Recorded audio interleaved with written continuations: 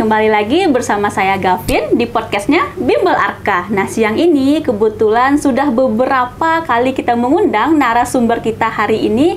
So, hari ini baru ada kesempatan dan baru bisa bergabung di podcast kita. Untuk Sobat Arka, sedikit Gavin spill, narasumber kita hari ini memiliki 3 clue. Yang pertama, so pasti seorang abdi negara, tepatnya di bagian korpsnya Brimob. Yang kedua, memiliki segudang prestasi. Dan yang ketiga, selaku pelatih jasmani Bimbel Arka dan pengawas asramanya Bimbel Arka. Untuk Sobat Arka yang telah mengisi list-list pertanyaan untuk narasumber kita, Gavin sudah mencatatnya dan bakalan kita tanyakan langsung ke narasumbernya kita.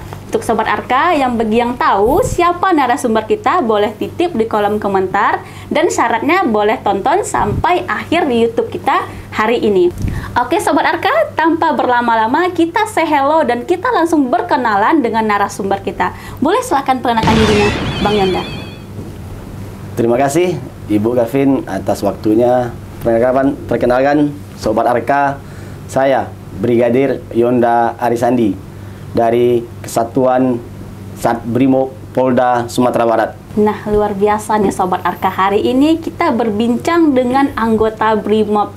Kira-kira nih Sobat Arka tertarik dengan Brimob nggak sih? Kalau misalnya tertarik tuh apa saja yang bakalan tertarik dengan Brimob? Apakah pakaiannya, apakah dinasnya, atau bagaimana cara kerjanya? Nanti tuh boleh kita sharing dengan Bang Yonda selaku narasumber. Terima kasih Bang Yonda telah menghadiri podcastnya Gavin hari ini. Kebetulan kita sudah berapa kali komunikasi ya Bang ya. Ada planningnya itu keluar kota, giat untuk lomba, dan hari ini alhamdulillah telah ditepati podcast kita hari ini. Terima kasih Bang Yonda. Beberapa pertanyaan sudah Gavin list nih Bang di handphone. Ada beberapa pertanyaan dari netizen, berarti Bang Yonda harus siap untuk menjawab. Karena mereka itu penasaran gimana sih dengan sosoknya Bang Yonda dari awal pencapaian karirnya sampai tahap sekarang dengan segudang prestasi dan memiliki 2 peran. Tepatnya ini sudah menjadi ayah ya Bang ya. Untuk Sobat Arka yang lagi patah hati itu boleh sabar terlebih dahulu, bisa nanti dilihat bagaimana perjalanannya Bang Yonda. Oke nih Bang Yonda, mungkin kita berbincang dari masa lampau terlebih dahulu nih.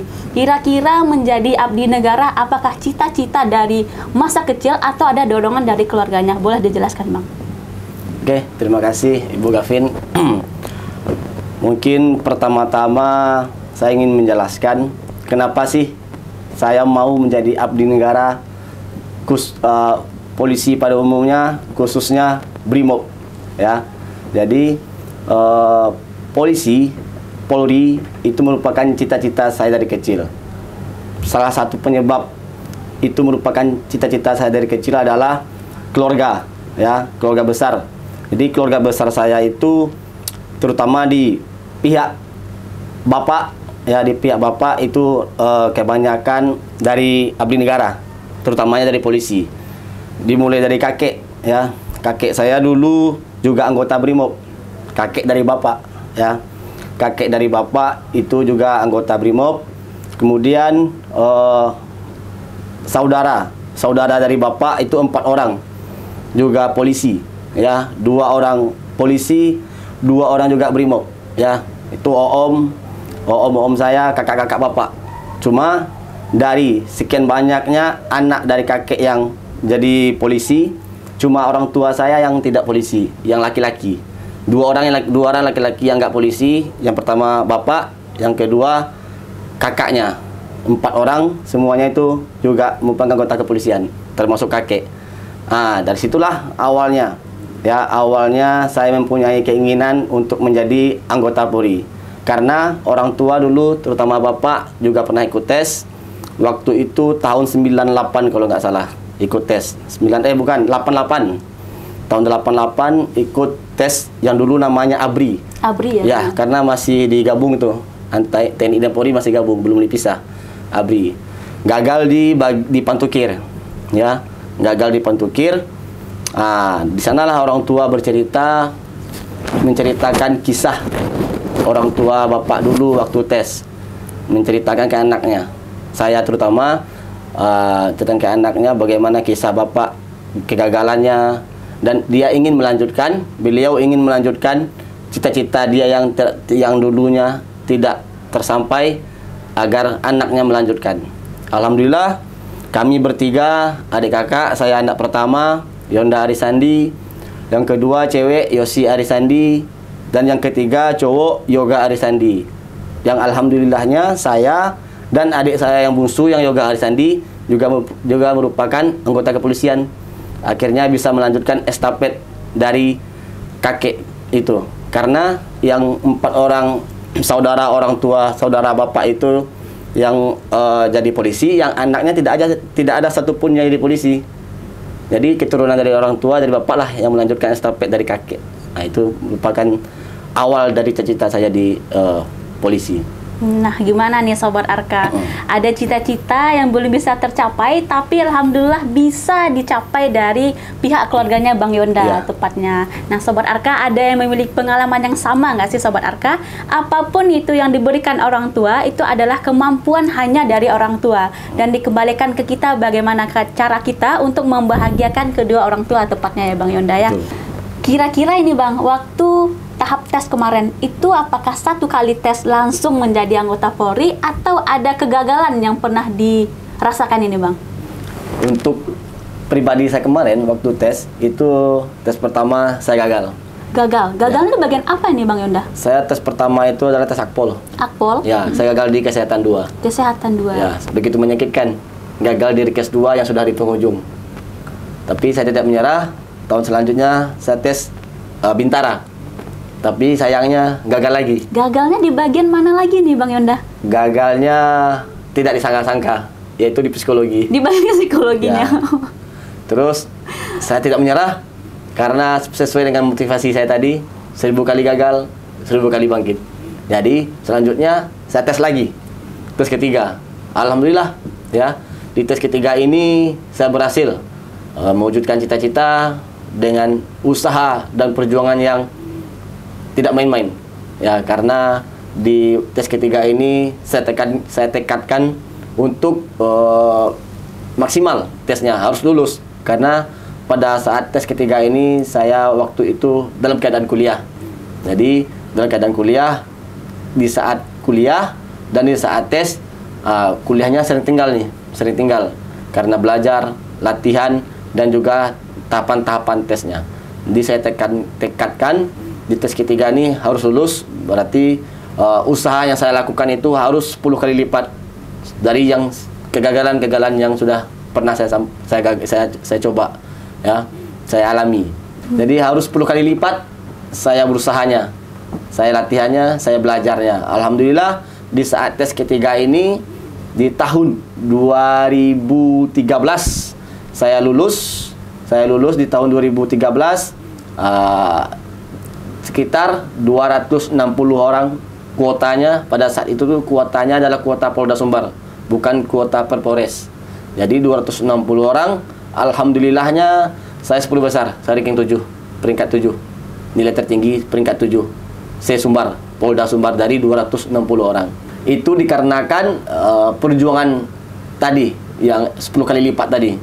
Ekstra belajarnya, latihannya. Pada saat itu tuh belum ada bimbel kalau nggak salah ya. Jikapun ada bimbel, saya pada waktu itu tidak bimbel. Saya tidak mendapatkan fasilitas itu bimbel. Jadi caranya saya belajar matematika, saya kurang. IPA, jurusan saya waktu SMA itu IPS, berarti kimia, biologi, fisika, otomatis saya kurang bisa. Bahasa Inggris pun saya kurang, tapi saya punya 2 modal. Yang pertama modalnya mau belajar, yang kedua modalnya saya dekat dengan Tuhan.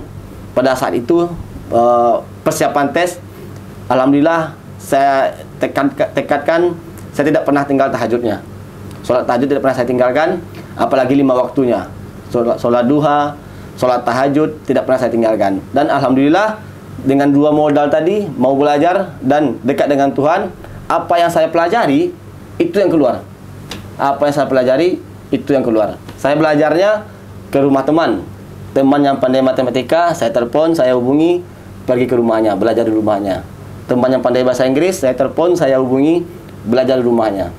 Yang pandai fisika, kimia, dan lainnya, saya hubungi, belajar di rumahnya. Seperti itu proses saya belajar dulu. Kalau sekarang udah enak, udah ada bimbel, programnya jelas, belajarnya jelas dibandingkan dengan saya dulu. Nah, seperti itu.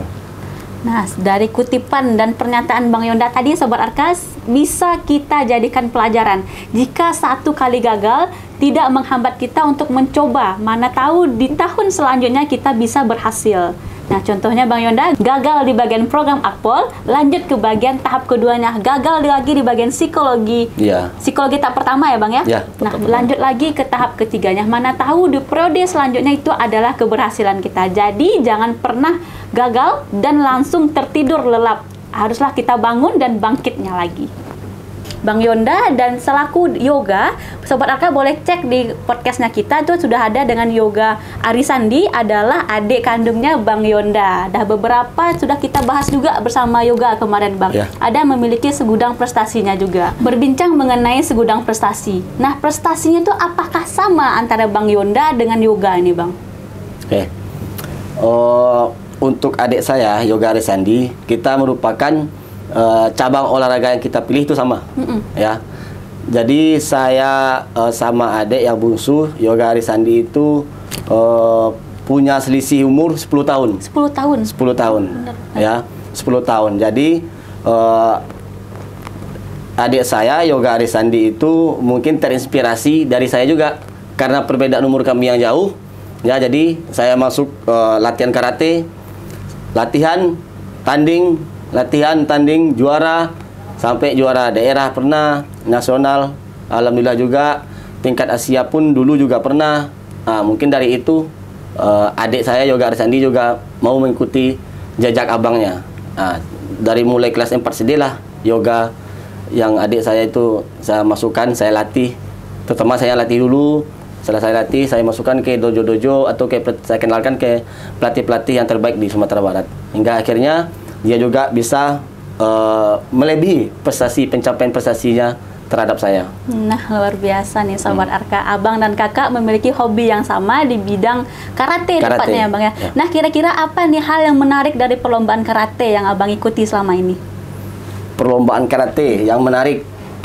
Karate itu merupakan cabang olahraga bela diri yang kalau seandainya kita mencederai lawan, kita akan kena pelanggaran. Benar. Di situ uniknya. Biasanya kan bela diri kalau kita bikin pelanggaran, kalau kita mencederai musuh, malah kita yang menang. Iya, benar sekali Bang. Kalau di karate tidak. Di karate tingkat safety-nya, perlindungan atletnya itu dijaga. Ini ketika kita mencederai lawan, kita emosi, kita tidak sesuai dengan teknik, kita emosi, membabi buta serangan, akhirnya mencederai lawan, nah itu bukan sebuah pelanggaran. Nah, di situ uniknya. Jadi ibaratnya kita karate, kita mukul orang, tapi orang nggak sakit. Kita mencuri, tapi orang tidak tahu. Nah, jadi ada beberapa strategi-strategi di karate yang harus kita, strategi yang harus kita latih sebelumnya. Nah, luar biasa nih Sobat Arka, beberapa keunikan dari cabang olahraga karate ya Bang ya. Nah, kira-kira nih Bang Yonda menyukai dengan cabang karatenya sejak kapan ini Bang? Saya menyukai karate sejak sekolah dasar, ya. Tapi masuknya SMP. Masuknya SMP. SMP. Jadi mungkin untuk waktu masuk itu bisa terbilang agak lambat dibanding dengan yang teman-teman yang lain. Karena orang dari SD udah latihan, dari kecil udah latihan. Ketika dia udah SMP, dari kecil dia latihan, ikut-ikut tanding. Ketika dia udah SMP, dia udah jadi juara. Dan saya baru memulai di SMP, baru mulai latihan setahun. Tahun kedua saya masuk ikut pertandingan-pertandingan, turnamen-turnamen. Yang saya lawan adalah orang-orang yang juara di waktu dia masih SD, di waktu dia masih kecil. Kalah. Akhirnya disitulah motivasi saya bangkit, motivasi saya timbul. Saya rajin latihan. Orang latihannya 2 kali sehari, berarti saya harus 5 kali sehari latihannya. Karena prinsip saya seperti ini, 1000 kali saya gagal, 1000 kali saya bangkit. Jadi kegagalan bukanlah suatu hal yang memalukan. Hal yang memalukan adalah ketika kita berhenti berjuang, ketika kita menyerah. Itulah merupakan hal yang memalukan. Jadi ketika saya kalah, ya nggak apa-apa. Itu merupakan sebuah proses, ya. Karena ketika kita memulai, itu 50 ketika kita berani memulai, 50% kita gagal, 50% kita menang, kita berhasil. Tapi ketika kita tidak berani memulai, ketika kita menyerah, udah 100% kita gagal. Iya, benar. Jadi prinsip itu yang saya pegang, walaupun saya sering kalah karena saya telat masuk, yang saya lawan adalah orang-orang yang udah juara dari kecil, orang-orang yang udah latihan dari kecil. Sedangkan saya baru masuk. Ya, baru mulai latihan, baru masuk. Akhirnya saya sering latihan, pergi ke sana, pergi ke sini, pelatih A, pelatih B, pokoknya pulang sekolah saya latihan. Ya, pulang sekolah latihan, nyampe rumah malam istirahat, paginya sekolah lagi, sore latihan, malamnya istirahat. Itu terus yang saya ulang. Akhirnya dengan seperti itu saya terhindar dari pergaulan-pergaulan yang tidak bagus di luar sana. Nah, itu salah satu keuntungan kita memiliki ekstrakurikuler apapun itu, ya, maupun olahraga, akademik, ya, kebudayaan, seni kebudayaan, apapun itu harus ada dalam diri kita untuk ekstrakurikuler tersebut, ya, karena itu bisa menghindarkan kita dari pergaulan-pergaulan yang tidak bagus, ya, dari pergi-pergi yang tidak bagus, yang tidak produktif, ya. Nah, di situ. Jadi saya latihan, akhirnya saya menemukan titik awal saya bisa menjadi juara. Ya, mungkin mulai dari Kejurwil namanya, kejuaraan wilayah, Kejurda, kejuaraan daerah, Porprov. Terus kalau tingkat nasionalnya banyak.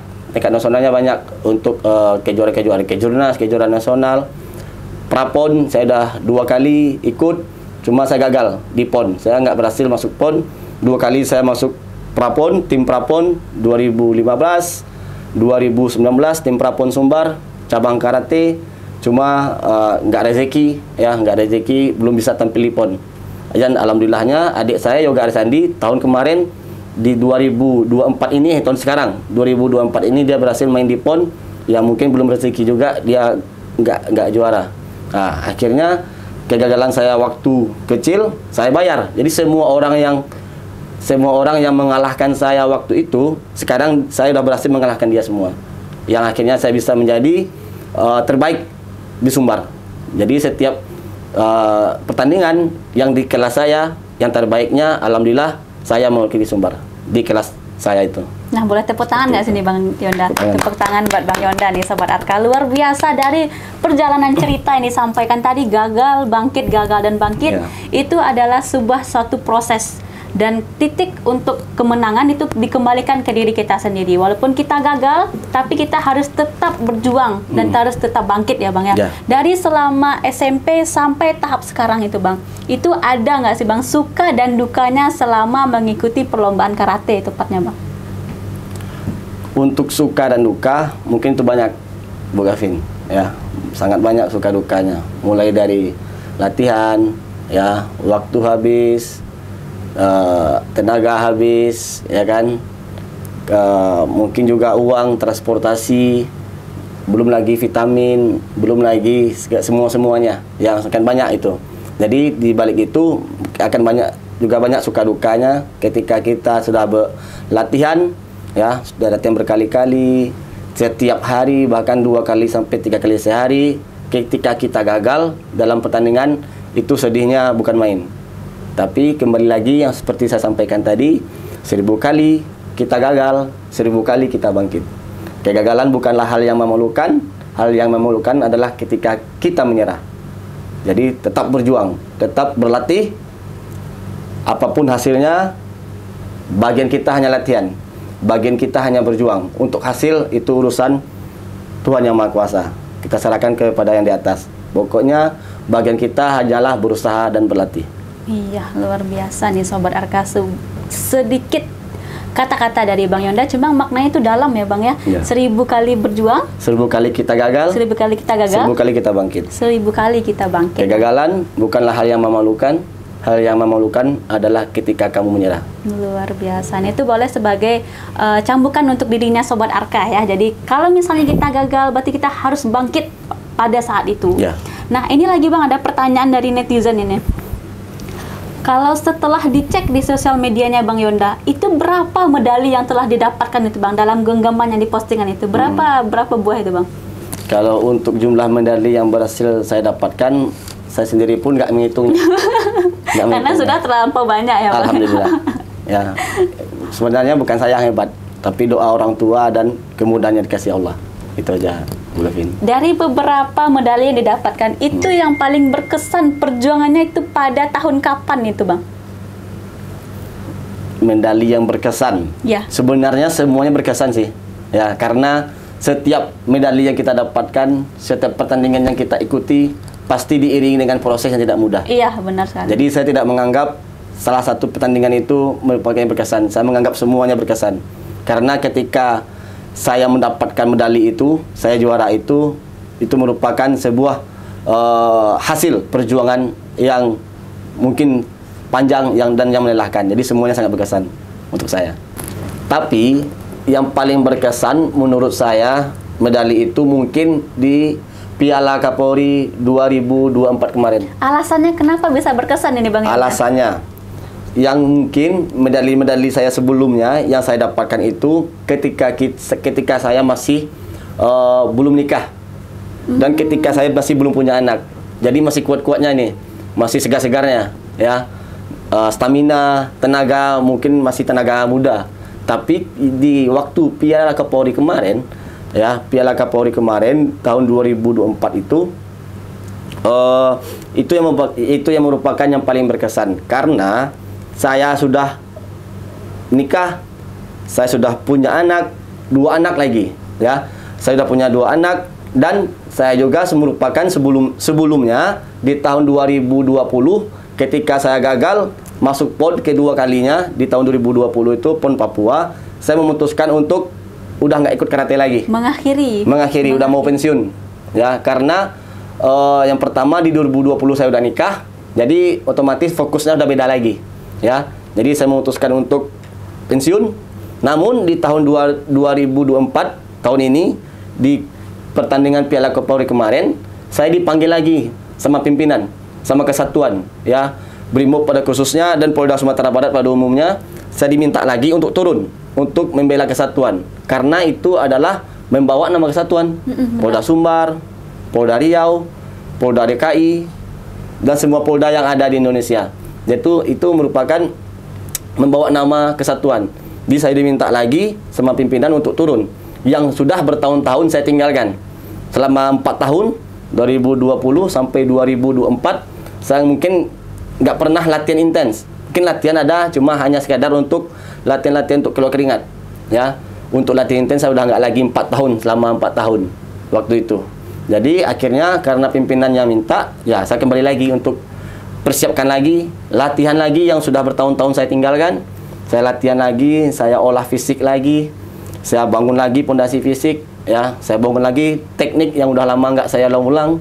Nah, itulah saya latihan. Akhirnya dengan umur yang sekarang, dengan status sekarang yang sudah 2 anak, alhamdulillah berhasil mendapatkan medali emas. Satu-satunya. Cuma saya satu-satunya medali emas yang berhasil didapatkan di Piala Kapolri kemarin. Nah, itu merupakan sebuah mungkin salah satu medali yang paling berkesan karena perjuangannya. Ya. Nah, biar luar biasa nih Sobat Arka. Adapun beberapa medali yang pernah didapatkan, cuma kembali lagi pada masanya. Pada masanya itu mungkin masih tenaga muda ya Bang ya. Nah, kemarin Gavin sempat lihat ada postingan dari teman atau rekannya Bang Yonda itu lebih bahasanya tua berkarya. Nah, itu kita sedikit kayak masa sudah punya 2 anak dan 1 istri itu masih bergiat berkarya. Nah, kira-kira nih Bang, waktu ada kesempatan emas ini dipanggil lagi sama pimpinan, itu gimana perasaannya itu Bang menanggapi? Sebenarnya kalau perasaannya bukan senang sih, tapi perasaannya itu campur aduk. Apakah bisa ataupun tidak gitu? Ataupun tidak, karena dengan udah lama kita nggak latihan untuk fisik itu 5 hari atau seminggu aja nggak kita latih itu akan turun drastis, ya. Seminggu aja. Ini 4 tahun loh saya tinggalkan untuk fisik, untuk teknik. Kalau nggak kita latih itu kalau di bidang atlet, kalau kita atlet satu minggu aja kita nggak latihan itu akan kembali dari nol.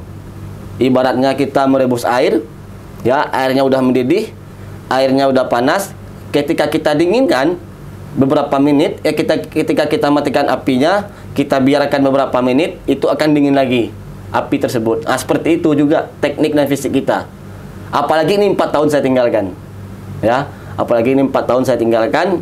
Jadi, apakah bisa saya membela kesatuan, mengharumkan nama kesatuan lagi atau enggak?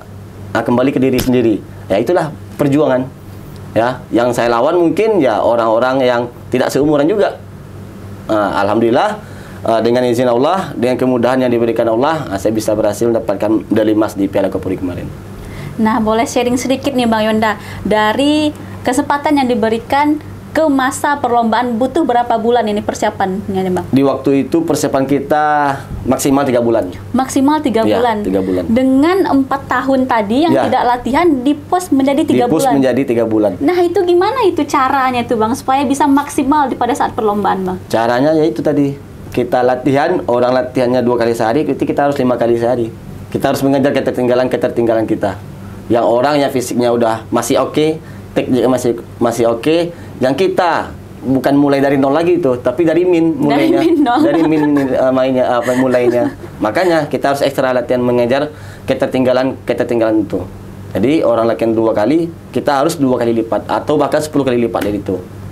Seperti itu. Nah, kira-kira yang dimiliki latihan selama 5 kali lipat ini yang telah disampaikan tadi Bang, gimana cara mengimbangi dengan kehidupan sehari-hari itu Bang? Membagi waktu deh tepatnya. Nah, itulah kesulitannya. Di situ kesulitannya. Karena fokus kita kan udah beda lagi. Iya, benar. Ya kan? Kita punya keluarga, kita punya anak istri, ya, kita juga kalau dinas mungkin sudah difokuskan untuk latihan. Tapi di balik itu kebetulan saya juga punya ada usaha di luar, usaha UMKM. Nah, jadi membagi waktu itu susahnya antara latihan, mengurus usaha saya, waktu sama keluarga. Nah, di situ kesulitannya. Jadi kita harus benar-benar semua 1 hari 24 jam itu kita emang harus bagi-bagi waktu yang harus produktif. Nah, kira-kira nih Bang, kalau misalnya ada istrinya lagi nonton pada hari ini, ucapan apa yang bakalan diberikan atau yang bakalan disampaikan udah sejauh ini menemani dari 12 tahun, 12 detik ya Bang ya, 12 menit atau 12 detik kita ada postingannya. Boleh silakan disampaikan kepada istri tersayangnya Bang. Kepada istriku, terima kasih atas support dan doanya selama ini, karena bukan saya yang hebat, tapi doa istri saya yang hebat, yang kuat. Dan juga doa orang tua. Luar biasa nih Sobat Arka.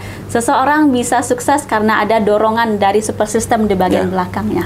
Nah, telah dijelaskan bagian prestasi di bagian dinasnya juga. Nah, ini Bang Yonda juga Gavin lihat di kehidupan sehari-harinya sempat bergabung sama Bimbel Arka, tepatnya di bagian pelatih jasmaninya. Nah, itu kira-kira apa nih hal yang menarik bergabung sama Bimbel Arka nih? Mohon maaf, untuk prestasi sudah luar biasa, untuk dinas sudah ada di bagian Brimob. Apa nih alasan tertarik untuk bergabung menjadi pelatihnya jasmani Bimbel Arka? Silakan disampaikan Bang. Ya, alasan saya tertarik bergabung di bagian pelatih jasmani di Bimbel Arka, yang pertama adalah ketika kita menjadi seorang pelatih atau ketika kita menjadi seorang guru, kita sudah mendapatkan satu pahala yang tidak akan terputus ketika kita sudah meninggal, yaitu adalah ilmu yang bermanfaat. Ilmu yang bermanfaat. Jadi jika nanti ya saya sudah meninggalkan dunia ini, minimal saya sudah mendapatkan pahala yang tidak akan terputus, yaitu adalah ilmu yang bermanfaat yang mungkin yang sudah saya berikan kepada adik-adik asuh di Bimbel Arka ini. Yang kedua, Bimbel Arka merupakan bimbel terbaik yang saya lihat, yang saya nilai selama ini adalah merupakan salah satu bimbel terbaik yang ada di Indonesia. Karena tingkat kelulusan yang terbanyak, tingkat nilai yang terbaik merupakan asalnya adalah dari Bimbel Arka. Seperti itu. Terima kasih nih Bang Yonda. Di bagian jasmani tepatnya sudah disampaikan ada beberapa hal yang menarik dari Bimbel Arka. Nah, kembali lagi nih Bang, selama masa mendidik adik-adik yang masih dalam rank 16 tahun sampai 22 tahun nih, ada kesulitan nggak Bang selaku pelatih jasmani Bimbel Arka untuk menghandle dan mendidik peserta kita? Untuk kesulitan itu beberapa ada. Ya, ada beberapa kesulitan. Yang pertama adalah saya lihat selama ini adik-adik itu ada yang emang niatnya menjadi polisi. Kalau yang seperti itu berarti emang kemauannya tinggi. Ya, tingkat kemauannya, tingkat motivasinya tidak perlu diragukan. Tanpa kita paksa, tanpa kita suruh, dia udah otomatis menjalankan semua program yang kita berikan. Masalahnya adalah ketika adik-adik itu paksaan dari orang tua, ya, paksaan dari orang tua dia maksa untuk menjadi abdi negara, di situ kesulitannya. Dia pasti rasa motivasi dan rasa malasnya itu ada. Disitulah fungsi kita sebagai pelatih. Bagaimana kita memberikan motivasi kepada adik-adik, membangkitkan lagi motivasinya, menghilangkan rasa malasnya, memaksanya agar dia tetap latihan dan bisa memberikan kepercayaan orang tuanya, ya. Karena orang tua mau dia menjadi cita-citanya menjadi abdi negara, otomatis anaknya juga harus berjuang untuk membahagiakan orang tuanya. Karena itu merupakan keinginan, mungkin salah satu keinginan orang tuanya untuk menjadi abdi negara. Nah, benar nih. Nah, kira-kira nih Bang, selaku pelatih jasmaninya Bimbel Arka nih, sudah berapa persen tingkat kematangan jasmaninya siswa kita nih Bang untuk mendekati tahap tes yang perkiraan ada kisaran 4 bulan lagi persiapannya, Bang? Untuk sekarang kita masih kira-kira kurang lebih waktunya 4 bulan lagi, ya. 4 bulan lagi. Tingkat kematangan anak-anak atau adik-adik yang terutama di bagian jasmani saya lihat udah 70%. 70% ya, 70%. Itu kalau seandainya dia dari awal masuk Arka di sini, itu saya rasa udah 70%. Karena intensitas latihan kita udah high. Program-program kita udah high. Ya, udah tinggi. Kecuali bagi adik-adik yang baru bergabung. Jadi kita pisahkan yang udah lama masuk, yang fisiknya udah bagus, udah hampir mendekati maksimal, dan bagi yang baru bergabung dan walaupun yang udah lama bergabung tapi fisiknya masih belum maksimal, itu kita pisahkan latihannya.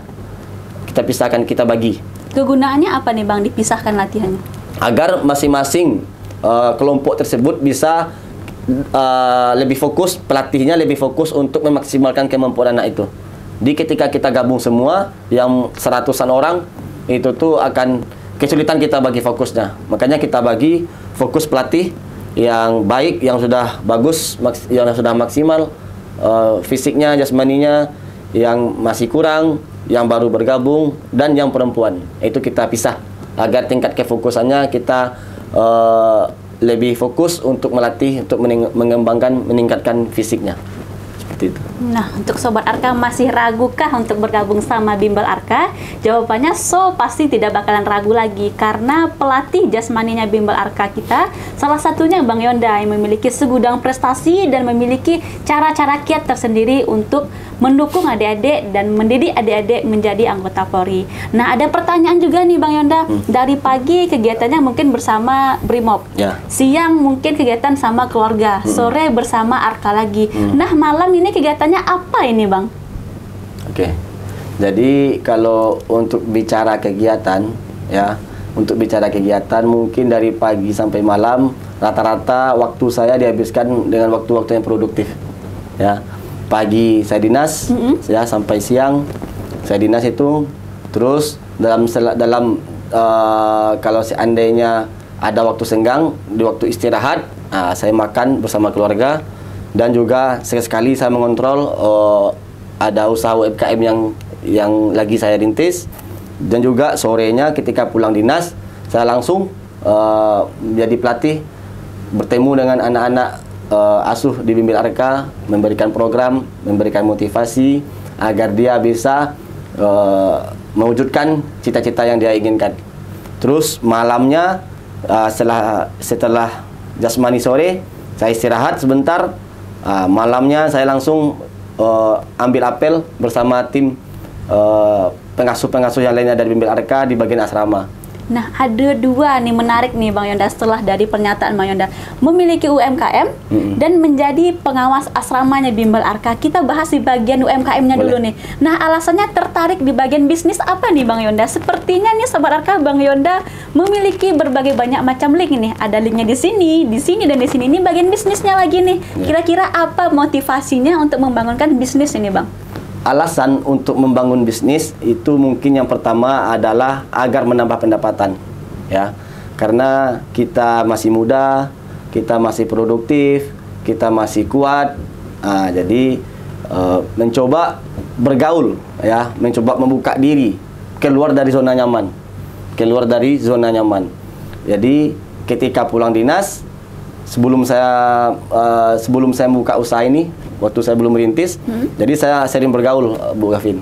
Sering bergaul sama orang-orang di luar sana. Jadi saya membuka diri, ya, keluar dari zona nyaman. Saya bergaul dengan teman-teman yang jual gorengan, teman-teman yang jual di gerobak-gerobak. Saya duduk di sana, saya makan, saya beli belanjanya sekali, 2 kali. Karena saya orangnya suka bergaul, bercengkrama, bergaul, terus duduk-duduk sana. Akhirnya sekian banyak orang-orang yang saya temui dalam pergaulan. Saya menjalin hubungan baik, komunikasi yang baik. Akhirnya tertarik untuk enak juga ini membuka bisnis, ya Bang? Ya, kalau kita juga bisa seperti orang-orang ini, membuka yang dimulai dari awalnya. Saya mulai merintis UMKM ini adalah dari berjual sosis, seafood, dan bakso bakar di gerobak. Di gerobak? Ya. Berarti yang jaga stand Abang sendiri? Saya sendiri. Nah, luar biasa nih Sobat Arka, tidak ada rasa malu mungkin ya, Bang ya? Nah, setelah jualan di gerobak, itu apa nih yang bakalan dilanjutin nih Bang? Jadi waktu itu pulang dinas, saya pergi ke lokasi, ambil gerobak, dorong gerobak, ya saya jualan di sana. Sama ada juga adik-adik atau karyawan yang saya rekrut 1 orang waktu itu. Jadi kita berdua jualan di gerobak itu. Pulang dinas, saya ganti baju, saya jualan. Mencoba peruntungan untuk menambah pendapatan. Dan juga salah satu alasannya adalah biar agar menambah lowongan pekerjaan. Jadi minimal saya juga adalah membantu 1 atau 2 orang karyawan di waktu itu menambah lowongan pekerjaan. Jadi kami berdua jualan di gerobak, kami dorong gerobaknya, kami bersihkan, kami prepare, kami jualan. Setelah itu, alhamdulillah hasil dari jualan itu juga alhamdulillah hasilnya saya tabungkan, karena untuk pribadi atau untuk sehari-hari saya sudah ada dari gaji jadi negara. Jadi untuk gerobak itu saya tabungin, ya, saya tabung. Dulu awalnya niat saya waktu itu, niatnya hanya mencari minimal dapat 500.000 atau 1 juta per bulan, udah cukup itu, ya, untuk tabungan. Benar-benar. Ya, kalau 1 tahun kan udah 12 juta, 2 tahun udah 24 juta, udah bisa tuh tabungan untuk nikah gitu awalnya. Oh, berarti bisnisnya waktu masa muda? Masih muda. Nah, luar sebelum biasa, nikah. ada usaha tersendiri di masa muda ya Bang ya? Iya. Jadi kita nggak minta sama orang tua di saat kita nikah, ya. Kita juga mungkin tidak terlalu mengganggu pendapatan kita atau gaji kita dari negara. Untuk tambahan ini minimal ada tambahan lah untuk pernikahan, untuk modal nikah. Jadi awal niat pertama sih cuma 1 juta per bulan, tapi alhamdulillah Allah ngasih lebih, ya, dengan niat yang tadi dan dikerjakan dengan bersungguh-sungguh. Saya ingat lagi nih kata-kata yang ada atau ayat yang ada dalam Al-Quran, manjada wajada, siapa yang bersungguh-sungguh pasti bakalan berhasil, ya? Dia akan berhasil. Jadi saya ingat itu, ya, dimulai dari niat yang baik, ya, dimulai dengan niat yang baik, dilakukan secara bersungguh-sungguh. Alhamdulillah akhirnya tanpa tak terbayang sedikit pun saya bisa berkembang. Usaha yang saya rintis, UMKM yang saya rintis bisa berkembang, bisa buka cabang gerobak-gerobak yang lain. Sampai waktu itu kalau nggak salah 23 cabang gerobak saya sampai waktu itu. Di tahun 2019 saya rintis, 2020 saya nikah, udah ada mulai nikah. Sampai 2021-22 saya udah sampai 23 cabang gerobaknya. Itu sudah tersebar di Sumatera Barat, seluruh Sumatera Barat, dan termasuk juga ada di Pekanbaru waktu itu. Alhamdulillah juga setelah itu saya tabungkan juga sekarang juga bisa membangun sebuah toko frozen food.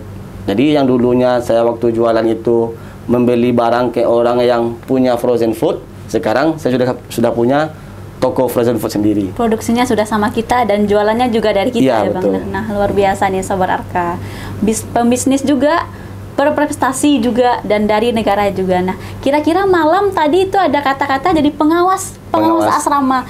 Alasannya tertarik menjadi pengawas juga, tepatnya di bagian bimbel Arka. Apa nih Bang alasannya Bang? Silakan disampaikan. Ya, yang kembali lagi alasan pertama adalah ilmu bermanfaat tadi. Yang kedua, bimbel Arka merupakan bimbel yang salah satu bimbel terbaik yang ada di Indonesia. Jadi saya tertarik bergabung. Bagaimana sih rasanya bergabung bersama salah satu bimbel terbaik yang ada di Indonesia? Siapa tahu saya juga bisa mengikuti jejak kesuksesan dari bimbel Arka terhadap usaha atau bisnis yang juga saya bangun. Jadi juga saya juga mempunyai basic dari kecil, dari waktu karate. Saya udah sabuk coklat, saya melatih sabuk putih, seperti sabuk kuning. Jadi saya juga mempunyai basic dalam pola pengasuhan, pola mendidik. Jadi kayaknya cocok juga saya di asrama, mendidik, mengasuh, memotivasi anak-anak yang ada di asrama. Jadi sorenya anak-anak itu ketemu saya di Jasmani, malamnya ketemu saya lagi di asrama. Tapi yang khusus asrama saja ya Bang? Yang khusus asrama. Dia kan ada asrama, ada juga non asrama. Iya benar. Berarti yang asrama ketika latihan Jasmani ketemu saya, di asrama pun juga ketemu saya. Jadi panggung yang saya dapatkan itu dimulai dari waktu saya mendapatkan ekstrakurikuler di bela diri karate di waktu kecil. Akhirnya terpakai juga ketika saya sudah besar, saya menjadi pengawas asrama. Nah, di waktu itu semuanya produktif, tidak ada yang terbuang. Semuanya produktif, tidak ada pergi ugal-ugalan, mengikuti pergaulan-pergaulan yang tidak bagus. Nah, seperti itu. Kira-kira nih Sobat Arka, siapa yang bisa satu orang mengerjakan tugasnya sekaligus tanpa meninggalkan tugas pokoknya? Yeah. Nah, alasannya dan apa sih? Oke Sobat Arka, kira-kira siapa nih satu orang nama yang bisa mengerjakan tugas sekaligus beberapa tugas tanpa meninggalkan tugas utamanya? Jawabannya Brigadir Yonda Arisandi. Nah, alasan Gavin untuk podcast pada Bang Yonda hari ini karena memiliki beberapa segudang prestasi dan bagaimana untuk jenjang karirnya di bagian prestasi, di bagian bisnis, di bagian pengawas dan pelatihnya Jasmani Bimbel Arka itu sudah maksimal mungkin ya Bang ya. Nah, ini kan adik-adik yang dibahas asih. Nah, ini kan di Bimbel Arka lebih ke bagian diktuknya ya Bang ya. Ada di bagian bintaranya, akpol sama kedinasan yang lainnya. Dari beberapa program yang sempat mengayomi mereka ini Bang, kesulitan apa ini Bang selaku pengawas dan pelatihnya itu Bang untuk mendidik adik-adik? Kesulitannya pertama adalah membangkitkan motivasi. Ya, karena anak-anak ini masih labil, ya. Anak-anak ini masih labil, jadi motivasi turun naik. Motivasi itu kita dalam kehidupan, dalam menjalani kehidupan sehari-hari, kita sangat-sangat membutuhkan motivasi. Motivasi itu seperti kita mandi, ya. Mandi kita membutuhkannya setiap hari nggak? Iya, benar-benar. Seperti itu juga motivasi, ya. Kita juga membutuhkannya setiap hari. Jadi kalau mandi, setelah kita beraktivitas, ya kita mandi lagi. Motivasi juga seperti itu. Ketika kita down, ya kita harus butuh juga motivasi untuk membangkitkan lagi gairah-gairah kehidupan kita, semangat kita, agar semangat kita tetap bergelora, mengejar cita-cita yang kita inginkan, cita-cita yang kita impikan. Nah, kesulitannya seperti di situ. Bagaimana motivasi kita, cara menyampaikan motivasi ke adik-adik, ke anak-anak asuh itu, bagaimana caranya itu tidak gampang. Ya, itu mungkin saya rasa tidak ada sekolahnya. Ya, itu didapatkan dari pengalaman. Ya, bagaimana cara kita memotivasi adik-adik, atau apakah kita motivasi kita itu kita dapatkan dari copy paste atau berdasarkan dari pengalaman hidup kita sendiri. Itu akan sangat berbeda itu cara penyampaiannya dan cara adik-adik untuk menangkapnya. Ketika motivasi itu hanya kita copy paste, Dan ketika motivasi itu emang dari pengalaman hidup kita sendiri yang sudah kita jalani. Jadi hal pertama kesulitannya adalah membangkitkan semangat adik-adik ini setiap hari. Setiap hari loh. Jadi adik-adik yang di asrama itu lebih sering ketemu kita sebagai pengawas dibanding dengan ketemu orang tuanya. Iya, benar. Ya, jadi orang tuanya menitipkan anaknya kepada kita, mempercayakan anaknya kepada kita. Nah, kita tugasnya menjaga kepercayaan itu, menjaga kepercayaan orang tua itu kepada anak, untuk anak-anaknya. Minimal apapun nanti hasilnya ketika dia tes, minimal dia sudah mendapatkan yang pertama itu adalah disiplin. Sholat subuh berjamaah, habis sholat subuh berjamaah kita lari pagi. Di asrama kan seperti itu ya, jadwalnya, lari pagi. Setelah lari pagi siap-siap untuk kelas sampai siang. Siang selesai, sore juga ada jasmani lagi. Setelah sore jasmani, malamnya ada apel malam. Jadi minimal anak-anak mendapatkan disiplin. Disiplin dalam kehidupan sehari-hari. Seperti itu. Nah, beberapa rangkaian asrama tuh sudah di-spill sedikit samanya Bang Yonda. Untuk Sobat Arka yang masih di luar sana, masih bingung mau bimbel di mana, itu jawabannya di mana nih Bang Yonda? Udah pasti di bimbel Arka. Alasannya kenapa nih? Karena beberapa tahun ke belakang kita lihat total ya keseluruhan yang ada di SPN, terutama Sumbar, di SPN Sumbar, jumlah anak didik di SPN Sumbar tuh hampir separuh, hampir 50%, bahkan mungkin lebih, itu adalah dari bimbel Arka. Iya, benar sekali nih Bang Yonda. Dan juga yang kedua, nilai terbaik di saat tes, terutamanya di Sumbar, itu juga dari Arka. Baik itu psikologi, akademik, ataupun jasmaninya, akademik maupun jasmani, antara tiga itu. Nah, itu juga dipegang dari bimbel Arka. Jadi dari dua penilaian itu sudah dipastikan kita sudah bisa milih bimbel Arka yang salah satu terbaik yang ada di Sumatera Barat dan juga yang ada di Indonesia, yang cabangnya juga udah hampir se-Indonesia. Berhubung nih Sobat Arka selaku pelatih, pengawas dan sebagai support sistemnya di bimbel Arka, kita minta mohon untuk Bang Yonda silahkan ajakan untuk adik-adik yang lagi nonton podcast hari ini untuk bergabung ke bimbel Arka. Silahkan Bang Yonda. Baiklah adik-adik semua yang ada di luar sana yang masih bingung mau mempersiapkan dirinya di mana, baik itu menjadi Polri, TNI, IPDN, ataupun abdi negara, ataupun kedinasan yang lainnya, silakan ya, jangan ragu lagi bergabung bersama kami di bimbel Arka, karena bimbel Arka merupakan bimbel terbaik, salah satu bimbel terbaik yang ada di Indonesia. Dan juga bimbel Arka dilatih oleh pelatih yang sudah mempunyai pengalaman atau jam terbang yang sudah profesional, baik itu pengajarnya, pelatih maupun pengawas di asramanya. Itu merupakan pelatih-pelatih yang sudah mempunyai jam terbang yang tinggi, pengalaman yang tinggi, yang sudah direkrut sama bimbel Arka. Jadi saya harap tidak ada keraguan lagi untuk adik-adik di luar sana untuk bergabung bersama kami. Mari kita siapkan sama-sama untuk membangun atau menuju cita-cita adik-adik yang adik-adik inginkan. Nah, Sobat Arka, kapan nih mau bergabung ke bimbel Arka? Karena kita tepatnya di kantor kita di Jalan Batang Tarusan nomor 20 Alai Parakopi. Kita tunggu untuk pendaftarannya. Nah, ini sudah bagian closingnya kita tepatnya ya Bang Yonda ya. Setelah bercengkrama kurang lebih hampir 1 jam tadi. 1 jam. Baik itu suka, duka, perjalanan, ataupun hal-hal yang harus dilakukan. Nah, kita tanyakan kembali ini ke Bang Yonda, harapan untuk dirinya sendiri ini apa nih Bang? Silakan diutarakan. Harapan saya, be yourself, jadi diri sendiri. Ya, kita harus jadi diri sendiri. Baik buruknya kita, ya itu kita. Tidak usah meniru-niru orang lain. Jadi diri sendiri, tetap lakukan yang terbaik. Lakukan yang terbaik dimanapun Anda berada. Yang kedua, harus berani keluar dari zona nyaman. Ya, mencoba hal-hal yang baru. Karena ketika kita mencoba, itu kita udah 50% kita sukses, 50% kita gagal kemungkinannya. Tapi ketika kita tidak berani mencoba, itu sudah 100% kita gagal. Jadi berani mencoba, keluar dari zona nyaman. Tidak mungkin. Siapapun bisa menjadi apapun. Oke, terima kasih nih, harapan sudah disampaikan. Harapannya untuk bimbel Arka tersendiri apa nih Bang Yonda? terima kasih saya sampaikan kepada Bimbel Arka sudah mempercayakan saya sebagai pelatih jasmani dan juga sebagai pengawas asrama di sini. Insya Allah saya juga akan memberikan yang terbaik untuk membantu Bimbel Arka melahirkan alumni-alumni terbaiknya. Dan harapan saya kepada Bimbel Arka bisa setiap tahunnya melahirkan alumni-alumni terbanyak dan juga terbaik.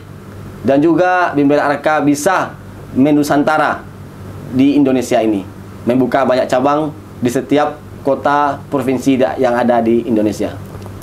Terima kasih Bang Yonda telah menyampaikan harapannya untuk Bimbel Arka. Semoga Bimbel Arka bisa menusantara ke seluruh daerah-daerah yang bisa kita jangkau tepatnya ini. Nah, Sobat Arka, telah beberapa list pertanyaan telah Gavin sampaikan ke Bang Yonda. Beberapa pertanyaan sudah disampaikan dan sudah dijawab juga. Pertanyaan lanjutan, jika mau Sobat Arka mau ada part keduanya, boleh titip di kolom komentar. Nanti kita bakalan bikin part kedua dengan Bang Yonda dan segudang prestasi yang bakalan apalagi yang bakalan diraih pada bulan, baik itu tahun berikutnya. Tidak ada perjuangan tanpa proses. Tapi ingatlah, proses bakalan menjadi penentu ketika kita telah lulus nantinya. Nah, artinya untuk Sobat Arka yang masih berjuang, tidak ada perjuangan itu tanpa proses. Ketika Sobat Arka telah meraih cita-citanya, bakalan Sobat Arka lihat bagaimana prosesnya. Nah, di sebelah kiri Gavin, salah satu mentor di bagian jasmaninya Bimbel Arka dan bagian pengawasnya Bimbel Arka. Untuk Sobat Arka, jangan ragu lagi untuk bimbel bersama kita. Nah, ini Bang Yonda, kita kan kalangan Bimbel Arka itu kan Gen Z semuanya nih. Ya. Nah, ada kata-kata hari ini mereka minta dari Bang Yonda. Silakan disampaikan nih Bang Yonda. Kata-kata hari ini, ya, 5 sampai 10 tahun ke depan kamu akan berterima kasih atas kerja keras yang kamu lakukan hari ini. So, tetap berjuang, tetap semangat. Apapun hasilnya, kalian tidak harus berhasil, tapi kalian wajib berusaha. Nah, luar biasa nih Sobat Arka, kata-kata hari ini dari Bang Yonda. Nah, mungkin sudah kisaran hampir 1 jam lebih kita bercengkrama. Telah banyak informasi-informasi yang kita gali dari Bang Yondanya. Mungkin part 2-nya kita tunggu ya Bang ya, kemenangan apa lagi yang bakalan diraih sama Bang Yondanya. Karena Sobat Arka tuh bakalan lihat terus sosial medianya Bimbel Arka dan Bang Yondanya juga. Nah, terima kasih Bang Yonda telah hadir pada podcast kita hari ini. Mohon maaf jika mengganggu kegiatannya, karena dari pagi sampai malam tuh produktif selalu ya Bang Yonda ya. Mudah-mudahan dengan hasilnya pada tahun sekarang sudah terbalas atau sudah mendapatkan hasil dari pertanyaan orang tuanya tadi. Karena dari keluarganya Bang Yonda belum ada yang menjadi abdi negara, tapi sudah terjawab semuanya. Nah, untuk Sobat Arka, siapa ini yang bakalan mau melanjutkan perjuangan dari Bang Yonda, silahkan gabung ke Bimbel Arka. Nah, Bang Yonda, ini kan kita tahu nih ada sosial medianya Bimbel Arka. Nah, Bang Yonda boleh sampaikan untuk adik-adik, silahkan follow sosial medianya Bimbel Arka supaya tidak ketinggalan informasi ketika kegiatan jasmani, belajar ataupun kegiatan di asramanya Bimbel Arka. Oke, kepada adik-adik, untuk lebih tahu bagaimana Bimbel Arka itu, semua kegiatan yang ada di Bimbel Arka, baik itu proses belajar mengajar, proses latihan maupun proses di asrama, semuanya silakan follow IG Bimbel Arka, Instagram, YouTube, Facebook dan lain-lainnya, yaitu Bimbel Arka. Bimbel Arka, jangan lupa follow ya Sobat Arka ya. Seperti biasa nih Bang Yonda, kita ada slogannya dari Bimbel Arka. Nanti ketika Gavin bilang Sasuka, kita gerakannya Salam Sukses Arka. Boleh Bang Yonda silahkan mimpin Gavin. Sasuka. Salam Sukses Arka. Sasuka. Salam Sukses Arka. Sasuka. Salam Sukses Arka. Nah, untuk Sobat Arka, mungkin podcast kita bersama Bang Yonda hari ini kita cukupkan. Bagi Sobat Arka yang menyukai podcast ini, silahkan share ke teman-teman dekat dan keluarganya. Kalau misalnya ada pertanyaan lanjutan, boleh titip di kolom komentar. Nanti kita bikin part 2-nya. Dadah!